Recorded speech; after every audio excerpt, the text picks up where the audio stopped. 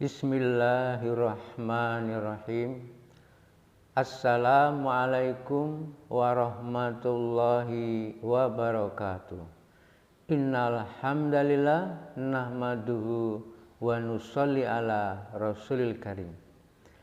Saudara-saudaraku yang dirahmati oleh Allah Subhanahu wa taala, nampaknya peperangan antara Soviet dan Ukraina belum menunjukkan tanda-tanda selesai. Bahkan cenderung semakin melebar, semakin meluas. Mudah-mudahan bukan merupakan cikal bakal terjadinya Perang Dunia Ketiga. Yang tentunya apabila betul-betul terjadi Perang Dunia Ketiga, akan terjadi kehancuran yang sangat-sangat luar biasa. Karena persenjataannya semakin canggih dan kehancurannya pun total. Kita tentunya berharap hal ini tidak terjadi dan mudah-mudahan benar-benar tidak terjadi, segera bisa diselesaikan dengan cara-cara damai. Namun, saudaraku yang dirahmati oleh Allah SWT, ada satu peperangan yang mana peperangan ini jauh lebih dahsyat dari perang apapun di muka bumi ini. Dan inilah perang terdahsyat dalam kehidupan umat manusia. Tetapi perang itu malah justru harus kita kobarkan. Kalau perang-perang yang lain jangan sampailah terjadi. Ya karena hanya merugikan diri kita semuanya. Merugikan kehidupan kita. Akan menyengsarakan umat manusia. Tetapi perang yang satu ini, perang yang paling dahsyat melebihi perang apapun di muka bumi ini. Tetapi harus kita kobarkan. Harus. Wajib. Apa itu? Peperangan melawan hawa nafsu. Ini yang harus kita terus kobarkan. Jangan sampai kemudian kita tidak melakukan peperangan terhadap hawa nafsu. Dan inilah sebetulnya sumber dari segala keburukan. Peperangan-peperangan yang lainnya itu sumbernya karena kita tidak bisa mengalahkan hawa nafsu. Kita kalah terhadap hawa nafsu. Kalah perang terhadap hawa nafsu. Karena Nabi mengatakan bahwa ada satu perangan, kita baru saja pulang dari satu perangan yang kecil. Ketika itu adalah perang yang sangat besar, perang Badar yang begitu hebat, yang begitu banyak korban berjatuhan dari kedua belah pihak.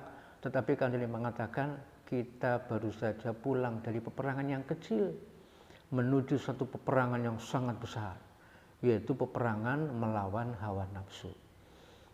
Oleh sebab itu marilah kita perangi nafsu kita. Nah, bulan suci Ramadan ini merupakan sarana untuk kita melatih diri kita agar kita bisa menguasai nafsu kita. Karena kalau tidak, maka kita akan hancur binasa. Setan memang selama 11 bulan itu telah menggoda diri kita. Tetapi pada 1 bulan ini Allah SWT telah mengikat semua setan-setan sehingga tidak lagi mampu untuk menggoda umat manusia. Tetapi mengapa masih juga ada manusia yang melakukan satu kemaksiatan? Bukan karena setan. Karena setan sudah diikat, tidak bisa berbuat apa-apa. Melainkan karena hawa nafsu kita sendiri yang sudah seperti setan. Karena sudah menyatu dengan setan. Sehingga walaupun setan itu sudah diikat, tetapi hawa nafsu kita tetap saja melakukan satu perbuatan kemaksiatan.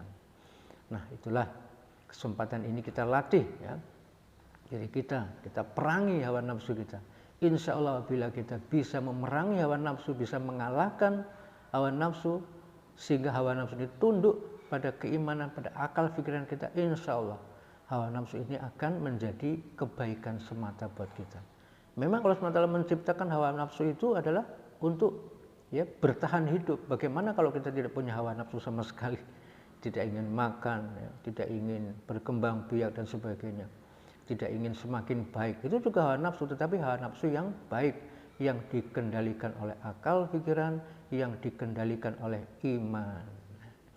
Mudah-mudahan Allah SWT berikan pertolongan pada diri kita, kemudahan, sehingga kita bisa menyelesaikan peperangan kita dengan hawa nafsu ini, sehingga tercegah peperangan-peperangan lain yang hanya menimbulkan kehancuran, kemudaratan semata-mata di dalam kehidupan kita.